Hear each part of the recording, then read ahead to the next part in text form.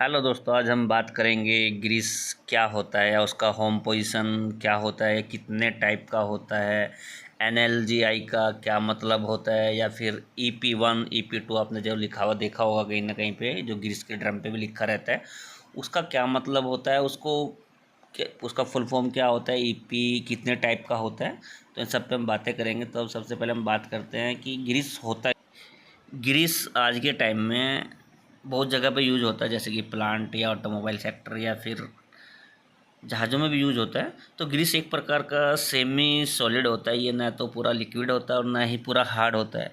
और ग्रीस के अंदर अधिकतर जो मैक्सिमम मात्रा रहती है वो ऑयल की रहती है। और ग्रीस में ऑयल को जो ट्रैप करके रखता है उसे हम थिकनर कहते हैं।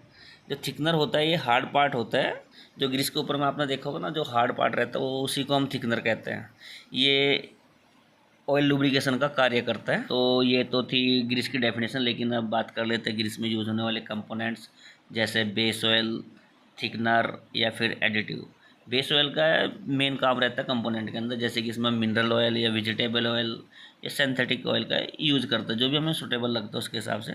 और जो थिकनर होता है ये ऑयल को पकड़ने के लिए हम लोग इसका यूज़ करते हैं। इस थिकनर को हम यूज़ करते हैं 3 से 30% तक रहता है, जैसे कि इसको हम सोप से या फिर लीड से बनाते हैं। और जो एडिटिव रहते हैं, जैसे कि आपको बता दूं मैं, जैसे कि कोई मिट्टी का बर्तन है, उसमें अगर हमने पानी भर दिया और अचानक से उसको फोड़ देंगे तो पानी सारा बाहर निकल जाएगा। मतलब हार्ड पार्ट को जैसे ही तोड़ेंगे तो पानी बाहर निकल रहा है। तो ठीक ऐसा ही ग्रीस के अंदर भी है। जो एडिटिव्स हम मिलाते हैं वो एक हार्ड पार्ट्स रहता है। जैसे ही वो हार्ड पार्ट्स बेरिंग में ग्रीसिंग करने के बाद फूटेगा तो उसके अंदर जो ऑयल निकलता है वही हमारा एडिटिव्स रहता है। मतलब ऑयल को एब्जॉर्ब करके रखना ही एडिटिव्स है। तो अब हम बात कर लेते हैं टाइप्स ऑफ ग्रीस, जैसे calcium grease, lithium grease, aluminium grease या barium complex grease, bentone clay grease, polyurea grease या सोडियम ग्रीस। तो अब हम सबसे पहले बात करते हैं कैल्शियम ग्रीस। सबसे पहले ग्रीस जो बना था वो कैल्शियम ग्रीस ही बना था। ये बहुत ही मल्टीपर्पज़, और इसमें वाटर रेजिस्टेंस या फिर कोरोजन प्रोटेक्शन, मगर इसमें एक सबसे बड़ी समस्या या कमी एक यही थी कि लो टेम्परेचर पर ही कार्य करता है।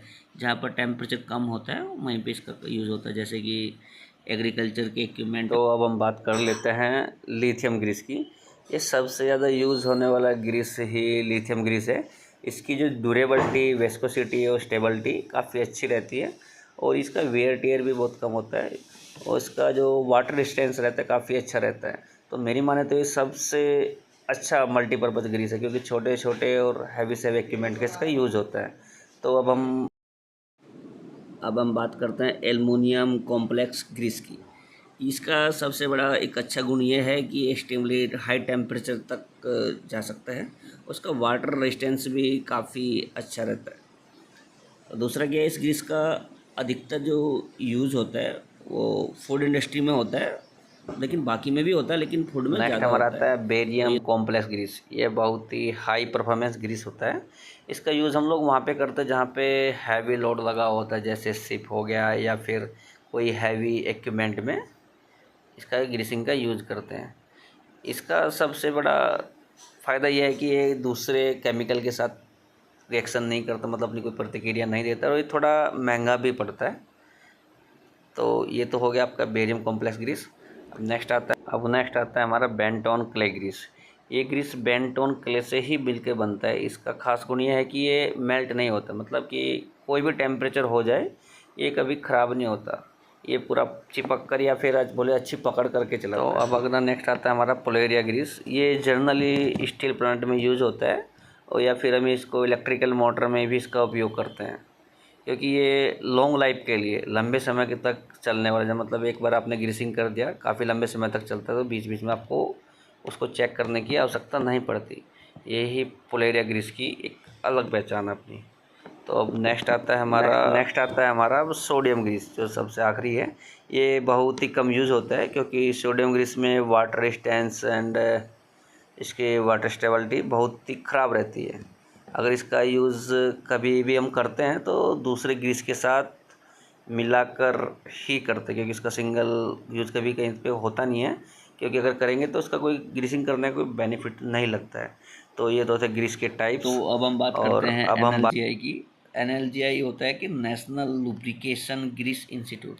ये है कि ना NLGI ने अपना ही एक खुद का ग्रेड चार्ट बनाया होता है, जिसमें ग्रीस का अपना गाढ़ापन या वेस्कोसिटी बोल सकते हैं के हिसाब, वेस्कोसिटी के हिसाब से ही NLGI अपना ग्रेड तैयार करती है। जैसे 00 या 000 हो गया, तो 000 होता है क्या, ये होता है इसका मतलब बहुत ही फ्लूइड टाइप का रहता है। और 00 हो गया फिर सेमी फ्लूइड रहता है। 1 2 3 4 ऐसे करके वो अपना ग्रेड बना के रखती है। तो आपने NLGI का नाम तो कहीं पे नहीं सुना होगा, लेकिन NLGI एक ऐसे काम कर, जैसे ढाबे वाला खाना बनाता है ना, उसमें आवश्यकता के अनुसार कितनी मिर्च डालनी है, कितना नमक डालना है, मतलब ग्राहक की संतुष्टि के लिए, तो वही काम करती है NLGI। तो ये क्या करती है, इसमें जो एडिटिव्स डालते हैं उसमें एक नाम एडिटिव होता है अपना EP, मतलब बोले इसको हम एक्सट्रीम प्रेशर। तो ये कैसे कैसे बना के मिलता है, जैसे कि अपना सल्फर मिला लिया, ग्रेफाइड मिला लिया या डाइसल्फाइड मिला लिया, इत्यादि मिलाने के बाद ये सब बनाया जाता है। तो ये सबको मिलाने के बाद जो ग्रीस का प्रेशर या फिर शॉक कैपेबिलिटी बढ़ जाता है, या हाई टेम्परेचर में कैसे यूज करना है, मशीन का फेलियर ना हो, मशीन के अंदर कोई घिसाव ना आए, तो इन सबको तैयार करने के लिए तैयार होता है EP। तो ये तो हो गया EP ग्रीस। तो अब हम बात कर लेते हैं टाइप्स ऑफ EP ग्रीस। जैसे कि आप देख रहे हैं EP0, तो NLGI ने दिया 0। EP1 NLGI 1। तो NLGI का मतलब होता है कि हमने एक्सट्रीम प्रेशर का जो एडिटिव डाला गया है इसमें, और इस तरीके का जो होता है ये EP1 या EP0 वाला, ये लो टेम्परेचर के लिए ही यूज़ करते हैं। अगर हम बात करें EP2 या NLGI 2 की, तो ये सबसे मल्टीपर्पज़ वाला ग्रीस होता है। इसको अधिकतर हम लोग पूरी इंडस्ट्री में या कहीं पे भी यूज़ करते हैं। अब हम बात कर लेते हैं EP3 या NLGI 3 की। तो ये जो हमारा ग्रीस होता है EP3, इसका वाटर पेंट्रेशन या फिर सॉलिड कंटामिनेशन का जो रेजिस्टेंस रहता है वो बहुत ही अच्छा रहता है, क्योंकि EP3 ग्रीस थोड़ा गाढ़ा टाइप का होता है। इसके लिए इसका वाटर पेंट्रेशन नहीं कर पाता, क्योंकि जहाँ पर ज़्यादा पानी या फिर सॉलिड कंटेमिनेशन जाने का ज़्यादा चांस रहता है, इस जगह पर हम EP3 ग्रीस का यूज़ करते हैं।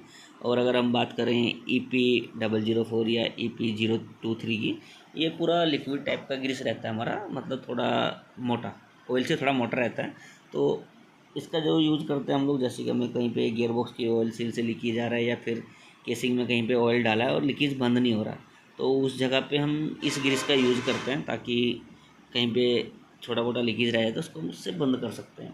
क्योंकि मशीन भी हमें बंद नहीं करनी है और चालू भी रखना है, मशीन का नुकसान भी ना हो, कोई कहीं से कुछ घिसे ना या कोई कुछ हीट ना, तो उस जगह पे हम इस टाइप की ग्रीस का यूज़ करते हैं। तो ये तो था ग्रीस के बारे में दी गई जानकारी। अगर जानकारी आपको अच्छी लगी हो तो वीडियो को शेयर, लाइक एंड सब्सक्राइब अवश्य करें, ताकि अच्छी जानकारी और तक पहुँचे।